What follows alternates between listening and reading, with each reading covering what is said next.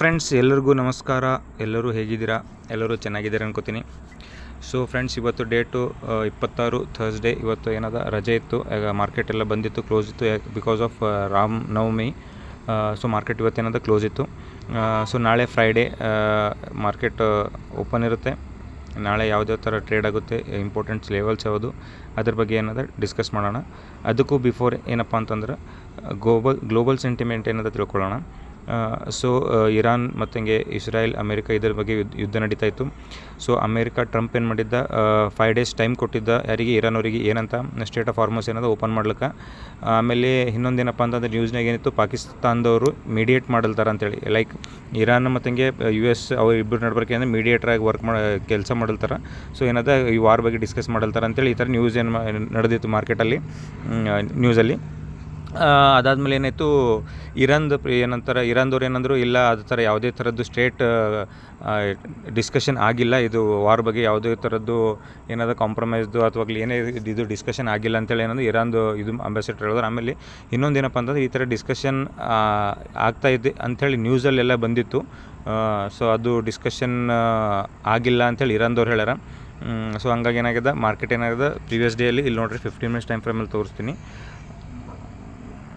So ಏನಾಗಿತ್ತು, ಇಲ್ಲಿ ಕಂಪ್ಲೀಟಾಗಿ ಆ ಥರ ಏನೋ ಒಂದು ಕಂಟ್ರೋಲ್ ಪೊಸಿಷನ್ ಹೋಲ್ಡಿಂಗ್ ಇದರಲ್ಲದ ಅಂತಂದಮೇಲೆ ಇದು ಕಂಪ್ಲೀಟಾಗಿ ಮಾರ್ಕೆಟ್ ಏನದು ಬುಲ್ಲಿಶ್ ಆಗಿತ್ತು. ಸೊ ಪ್ರೀವಿಯಸ್ 2 days ಕ್ಲೋಸಿಂಗ್ ಏನದು ಹೈ ಓಪನ್ ಆಗಿತ್ತು, ಇಲ್ಲಿ ಹೈ ಏನದ ಅದ್ರ ಮೇಲೆ ಬ್ರೇಕ್ ಹೋಗಿತ್ತು, 23,000 ಲೆವೆಲ್ಗೆ ಏನದ ಅಬೋವ್ ಬ್ರೇಕ್ ಆಗಿತ್ತು. ಸೊ ಅಬೋವ್ ಬ್ರೇಕ್ ಆಗಿದೆ ಅಂದರೆ ಸಸ್ಟೇನು ಆಗ್ಯದಲ್ಲಿ ಕಂಟಿನ್ಯೂಸ್ ಬುಲಿಶ್ ಮಾರ್ಕೆಟ್ ಇತ್ತು. ಯಾವಾಗ ಇರಾನ್ದು ಅವ್ರು ಹೇಳಿದಾಗಿಲ್ಲ, ಯಾವುದೇ ಥರದ್ದು ಈ ಥರ ಡಿಸ್ಕಷನ್ಸ್ ಆಗಿಲ್ಲ, ಯಾವುದೇ ಸ್ಟೇಟ್ ಡಿಸ್ಕಷನ್ ಆಗಿಲ್ಲ ಅಂತ ಯಾವ್ದು ಅಂದಮೇಲೆ ಅಂದಿದ ತಕ್ಷಣ ಏನಂತ ಇಮಿಡಿಯೇಟಾಗಿ ಇಲ್ಲಿಂದ 200 points ಡೌನ್ಫಾಲ್ ಆಗ್ಯದ, ರೈಟ್.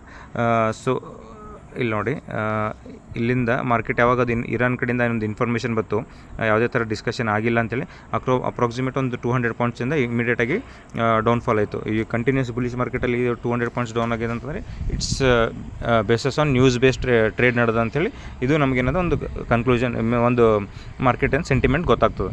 ಸೊ ನಾಳೆ ಏನಾದಪ್ಪ ಇಂಪಾರ್ಟೆಂಟ್ ಲೆವೆಲ್ಸ್ ಯಾವುದು, ಯಾವ ಥರ ನಾವು ಟ್ರೇಡ್ ಮಾಡಬೇಕು ಇಂಟ್ರಾಡೇಯಲ್ಲಿ ಅಂತಂದ್ರೆ, ಸೊ ಫಸ್ಟ್ ಇಂಪಾರ್ಟೆಂಟ್ ಲೆವೆಲ್ ಬಂದುಬಿಟ್ಟು 23,350. ಸೊ ಇದರ ಮೇಲ್ಗಡೆ ಏನಾದರೂ ಓಪನ್ ಆಗಿ ಮೇಲ್ಗಡೆ ಸಸ್ಟೇನ್ ಆದರೆ ಕಂಟಿನ್ಯೂಸ್ ಏನದು ಬುಲಿಶ್ ಮಾರ್ಕೆಟ್ ಅಂತೇಳಿ ನಮಗೆ ಒಂದು ಇದಾಗ್ತದೆ. ಇನ್ ಕೇಸ್ ಸಪೋಸ್ ಇಲ್ಲಿ 23,500 ಏನದ ಇದು ಇಂಪಾರ್ಟೆಂಟ್ ರೆಸಿಸ್ಟೆನ್ಸ್ ಅದ, ಇಲ್ಲಿ ಮಲ್ಟಿಪಲ್ ಟೈಮ್ ರೆಸಿಸ್ಟೆನ್ಸ್ ಅದ. ಸೊ ಈ ಇಂಪಾರ್ಟೆಂಟ್ ಮೇಜರ್ ರೆಸಿಸ್ಟೆನ್ಸ್ ಏನಾದರೂ ಮೇಲ್ಗಡೆ ಸಸ್ಟೇನ್ ಇದ್ದರೆ, ಮಾರ್ಕೆಟ್ ವಿಕ್ ಫಾರ್ಮೇಷನ್ ಮಾಡೋದಲ್ಲ, ಮೇಲ್ಗಡೆ ಹೋಗಿ ತೆಳಗೆ ಬರೋದಲ್ಲ, ಮೇಲ್ಗಡೆ ಹೋಗಿ ಅಲ್ಲೇ ಸಸ್ಟೇನ್ ಆದರೆ ಒಂದು ಬುಲಿಶ್ ಬಯರ್ಸ್ ಆ್ಯಕ್ಟಿವ್ ಇದ್ದಾರೆ, ಬುಲಿಶ್ ಕಂಡೀಷನ್ಸ್ ಅಲ್ಲಿದೆ ಅಂಥೇಳಿ ನಮಗೆ ಕನ್ಫರ್ಮ್ ಆಗುತ್ತೆ.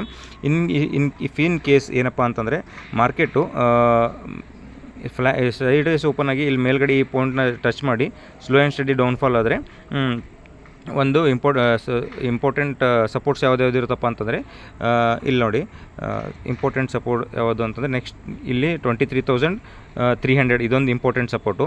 ಅದಾದಮೇಲೆ ತಿರ್ಗಾ ನೆಕ್ಸ್ಟ್ ಬಂದು 23,200. ಅದಾದಮೇಲೆ ಮೇಜರ್ ಸಪೋರ್ಟ್ ಯಾವ್ದು ಬಂದು 23,000. ಸೊ ಇದು ಮೂರು ಸಪೋರ್ಟ್ ಇಂಪಾರ್ಟೆಂಟ್ ಸಪೋರ್ಟ್ಸ್ ಅವ. ಇದು ಏನಾದರೂ ಸಸ್ಟೇನ್ ಆದರೆ ಇಲ್ಲಿಂದ ಬೌನ್ಸ್ ಬ್ಯಾಕ್ ಆಗೋ ಪ್ರೊಬಬಿಲಿಟಿ ಚಾನ್ಸಸ್ ಕಾಣಿಸ್ತದೆ. ಯಾವ್ದು ಇಂಪಾರ್ಟೆಂಟ್ ಲೆವೆಲ್ಸು 23,200, 23,300, 23,000. ಸೊ ಇದು ಇಂಪಾರ್ಟೆಂಟ್, 3 ಲೆವೆಲ್ಸೇ ಇಂಪಾರ್ಟೆಂಟ್ ಅವ. ಇಫ್ ಇನ್ ಕೇಸ್ ಇದು 3 ಲೆವೆಲ್ ಸಸ್ಟೇನ್ ಆಗಲಿಲ್ಲ, ಬ್ರೇಕೌಟ್ ಆಯಿತು ಅಂತಂದರೆ ಒಂದು ಹ್ಯೂಜ್ ಪ್ಯಾನಿಕ್ ಸೆಲ್ಲಿಂಗ್ ಏನದ ಕಾಣಿಸೋದು ಸಿನಾರಿಯೋ ಕಾಣಿಸ್ತದೆ. ಯಾಕಪ್ಪ ಅಂತಂದರೆ ಇರಾನ್ದವ್ರು ಕಂಪ್ಲೀಟಾಗಿ ರಿಜೆಕ್ಷನ್ ಹೇಳ್ಯಾರ, ಅಂದರೆ ಯಾವುದೇ ಥರದ ಆ ಥರದ್ದೇನು ಡಿಸ್ಕಷನ್ ಆಗಿಲ್ಲ ಅಂತೇಳಿ ಇರಾನ್ದವ್ರು ನ್ಯೂಸ್ ಕೊಟ್ಟಾರೆ. ಸೊ ಹಾಗಾಗಿ ಇಲ್ಲಿ ಅಮೆರಿಕದವರು ಒಂದು 5 days ಟೈಮ್ ತೊಗೊಳ್ತಾ ಇದ್ರು, ಏನಪ್ಪ ಅಂದರೆ ಸ್ಟೇಟ್ ಆಫ್ ಹಾರ್ಮೋಸ್ ಬಗ್ಗೆ ಡಿಸ್ಕಷನ್ ಅದೇನು ಅವ್ರು ಏನಾದರೂ ಅದಕ್ಕೆ ಒಪ್ಕೋತಾರೆ ಏನಂತೇಳಿ.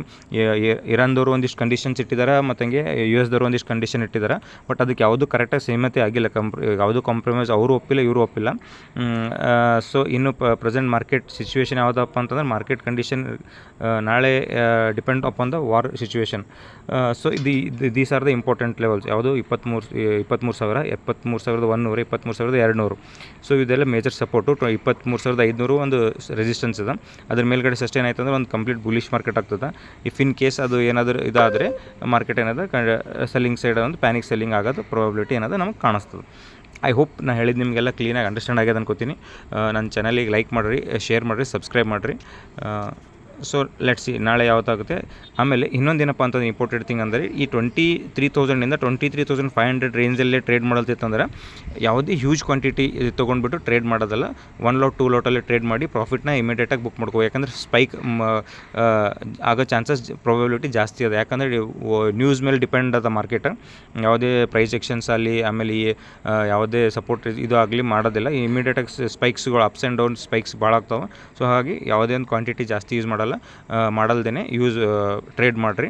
ಇಫ್ ಇನ್ ಕೇಸ್ ಏನಾದರೂ ರ್ಯಾಂಡಮಾಗಿ ನೀವು ಕ್ವಾಂಟಿಟಿ ಜಾಸ್ತಿ ತೊಗೊಂಡು ಟ್ರೇಡ್ ಮಾಡಿದ್ರೆ ನಿಮ್ಮ ಕ್ಯಾಪಿಟಲಿಗೆ ಏನಾದ ಬ್ಲೋ ಆಗೋ ಚಾನ್ಸಸ್ ಇರ್ತದೆ, ರಿಸ್ಕ್ ಇರ್ತದೆ. ಸೊ ಸಿಂಗಲ್ ಟ್ರೇಡಲ್ಲಿ ಟ್ರೇಡ್ ಮಾಡಿರಿ.